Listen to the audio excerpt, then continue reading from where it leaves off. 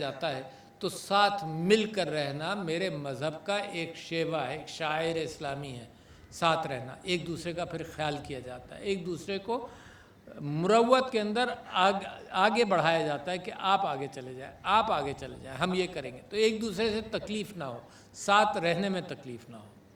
تو یہ حج میں بھی سیکھا جاتا ہے اور یہ اسلام کی بنیاد ہے کہ جتنا آپ آپس میں مل جل کر رہیں گے تو قائد اعظم کا وہ جو پیغام میں نے لکھا اور انہوں نے ریسیو کیا اور یہاں پر پڑھا گیا پاکستان کے لیے ہے کہ اتحاد، اور آپ کے لیے تو بالکل ہی پکا ہے بچوں، آپ کے لیے تو یہ پیغام کے ساتھ اگر تم نے زندگی گزار لی تو سمجھ لو دوسروں کے اوپر بھی احسان کرو گے اور اپنے اوپر بھی کرو گے۔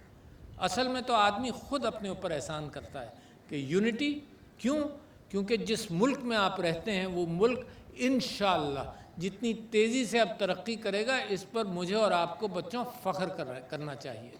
ہمیں اس ملک نے بہت کچھ دیا ہے، آپ دیے ہیں اس ملک نے، اور جو آپ لوگ ہیں تو اس کے اوپر فخر کریں۔ تو یونٹی، اتحاد، ہر کام اتحاد کے ساتھ ہوتا ہے۔ آپ نے یہاں دیکھ بھی لیا ہوگا کہ جتنی یونٹی کے ساتھ آپ یہ چیزیں بناتے ہیں، یہ جو برج بنایا آپ نے، یہ جو سٹینڈ بنایا، یہ سب مل کر کام کیا جاتا ہے، اور اگر توڑ پھوڑ ہو تو یہ چیز بن نہیں سکتی۔ اگر بد اتحادی ہو، غیر اتحادی کیفیت ہو تو یہ کام ہو ہی نہیں سکتے۔ تو اتحاد آپ کو یہاں سکھایا جاتا ہے، یونٹی۔ ایمان سکھایا جاتا ہے، ایمان اس بات پر اللہ تعالیٰ سبحانہ و تعالیٰ کے اوپر، اور ایمان پاکستان کے اوپر، اور ایمان اپنے اوپر کہ میں بدل سکتا ہوں پاکستان، میں بنا سکتا ہوں ایک اچھا پاکستان۔ جو آپ کو نظر آ رہا ہے اس سے بہتر آپ کو بنانا پڑے گا، تو میں بنا سکتا ہوں۔ اور پھر بغیر ڈسپلن کے اس کا امکان نہیں۔ اس ڈسپلن کا مظاہرہ آپ کرتے ہیں جب آپ مارچ کرتے ہیں، جب آپ بینڈ بجاتے ہیں، اس ڈسپلن کے تحت سارے کام پاکستان کے اندر ہو سکتے ہیں۔ تو یہ جو پیغام ہے یہ بڑا اہم ہے۔ پھر آپ کا اور کیا رول ہو سکتا ہے؟ یہ جو کار خیر کی کیفیت ہے کہ دوسروں کی مدد کریں، یہ آپ کی زندگی کے اندر سب سے بھاری چیز بننی چاہیے۔ کیوں؟ کیونکہ پاکستان کے لوگ دل سے بڑے مخیر ہیں۔ جب زلزلہ آئے گا تب خیرات کریں گے، جب یہ کووڈ ہوا آپ لوگوں نے ڈسپلن کا مظاہرہ کیا، آپ لوگوں نے اہتمام کیا، ایکسیڈنٹس ہوئے، پی آئی اے کا کریش ہوا، آپ لوگ بوائے اسکاؤٹس وہاں پہنچ گئے۔ تو لہٰذا آپ کی تربیت کیا ہے کہ جب لوگوں کو مدد کی ضرورت ہو تو بچوں آپ جیسے جیسے بڑے ہوگے، بوڑھے بھی ہوگے، تو بھی مدد کے لیے ہر وقت تیار رہو۔ یو شوڈ بی ریڈی، ہر کام کے اندر دوسروں کی مدد کرنا۔ دوسروں کی جو مدد کرتے ہیں وہ خود بھی خوش رہتے ہیں۔ اچھا، تو ایک تو یہ ہوا کہ کرائسس میں آپ نکل کر آئیں، تنظیم ہوگی زیادہ ایفیشنٹ ہوں گے۔ جب آپ بڑے ہو کر اس تنظیم سے نکل جائیں گے تو بھی وہ جذبہ جو ہے کار خیر کا، لوگوں کی مدد کرنے کا، وہ قوموں کو مضبوط بناتا ہے۔ دیکھو قوم اپنے آپ ہی نہیں بنتی، قوم ایسا نہیں ہو سکتا کہ ہر چیز جناب اپنے آپ ہی چل رہی ہو۔ آپ لوگ، ہم لوگ قوم بناتے ہیں، مل کر بناتے ہیں، وہ خواب دیکھتے ہیں۔ اچھا، وہ خواب انسانوں میں دیکھا جاتا ہے۔ اب بچوں یہ ذہن میں رکھو کہ جتنے ممالک ہیں، آپ کو ماں باپ بھی اور اسکولوں کے اندر بھی آپ کو مثال دیں گے، جو افراد قومیں بناتے ہیں، تو جرمنی تباہ ہو گیا دوسری جنگ عظیم میں، جاپان تباہ ہو گیا دوسری جنگ عظیم میں، مگر چند سالوں میں وہ کھڑے ہو گئے کیونکہ افراد موجود تھے نا۔ تو یہ برج بنتے ہیں، یہ عمارتیں بنتی ہیں، یہ افراد سے بنتی ہیں، اپنے آپ ہی نہیں کھڑی ہو جاتی، اور اگر گر بھی جائیں تو افراد فٹافٹ بنا لیتے ہیں اگر نو-ہاؤ ہوگا۔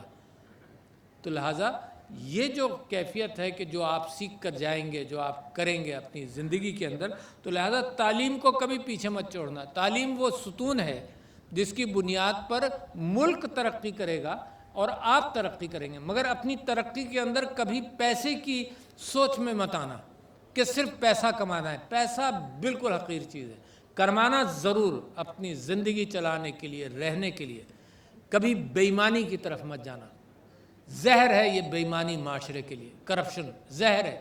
اسی نے ممالک کو تباہ کیا اور پاکستان کو اسی چیز سے نکالا جا رہا ہے۔ جب اللہ نے مجھے اور آپ کو رہنے کے قابل غذا دے دی، میں اس سے زیادہ غذا نہیں کھا سکتا ہوں جتنی میں کھاتا ہوں، چاہے مجھے صدر پاکستان کا رتبہ میرے دوستوں نے، عمران خان صاحب نے، سب لوگوں نے مل کر مجھے ذمہ داری دے دی، اس کے باوجود میں اس سے زیادہ کھانا چاہوں کھا نہیں سکتا، اس سے زیادہ سونا چاہوں سو نہیں سکتا۔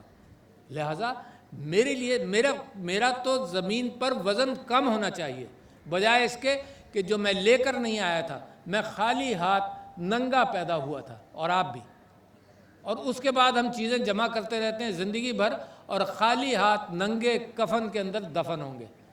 تو ساری زندگی ہم چیزیں جو لائے نہیں وہ جمع کرتے ہیں، لوگوں سے چھینتے ہیں، جھپٹتے ہیں، جتنی ضرورت نہیں اس سے زیادہ لے جاتے ہیں، جمع کرتے ہیں، اور پھر کیا لے جاتے ہیں؟ تو دنیاوی چیزوں میں کچھ نہیں لے جاتے، جو آپ نے خدمت کی، جو محبتیں کی، جو اچھائیاں کی، بس وہ لے جاتے ہیں۔ تو لہٰذا بچوں اس بات کا خیال رکھو کہ کرپشن سے، بے ایمانی سے دور رہو، اور یہ نئی نسل بنائے گی ایک پاکستان جو کرپشن اور بے ایمانی سے دور ہوگا۔ پھر اس کے ساتھ ساتھ جب جو پاکستان بن رہا ہے اس کے اوپر امید رکھو، ایمان رکھو کہ ماشاءاللہ اتنا سمجھدار قوم ہے، اتنی بریلینٹ قوم ہے، اگر اس کے اوپر ڈاکہ نہ پڑتا، بالکل ایسے ہی ہے جیسے گھر کے اندر ماں باپ نے آپ کی تعلیم کے لیے رقم جمع کی، سب کچھ کیا، اور ڈاکہ پڑھ کر خالی ہو جائے تو پھر زیرو سے شروع کرنا پڑے گا۔ تو اس قوم کے ساتھ یہی ہوا ہے، مگر جیسے میں نے آپ سے کہا تھا کہ جیسے جرمنی اور جاپان اچانک اپنے آپ کو چند سالوں میں بنا سکتے ہیں، تو میں آپ سے بھی یہ سمجھتا ہوں کہ آپ بھی بنا سکتے ہیں۔ جھوٹ مت بولنا، کم بولو، احتیاط کرو، بغیر جھوٹ کے کام چلاؤ۔ اس بات کا امکان ہے کہ لوگوں کو تکلیف ہو جب تم سچ بولو۔ الفاظ کا چناؤ اچھا رکھو، دوسروں کے ساتھ بات اچھی طرح سے کرو، اور یہ میرے نبی صلی اللہ علیہ وسلم کی اسوہ حسنہ ہے جو میں آپ کو بتانا چاہتا ہوں۔ یہ خاندان بھی اکٹھا رہتے ہیں ان چیزوں سے جب آپ احتیاط کرتے ہیں۔ زبان درازی، کسی کو تانے دینا، کسی کی غیبت کرنا، ان چیزوں سے پرہیز کر لو، زندگی کے اندر بڑی خوشیاں ہوں گی۔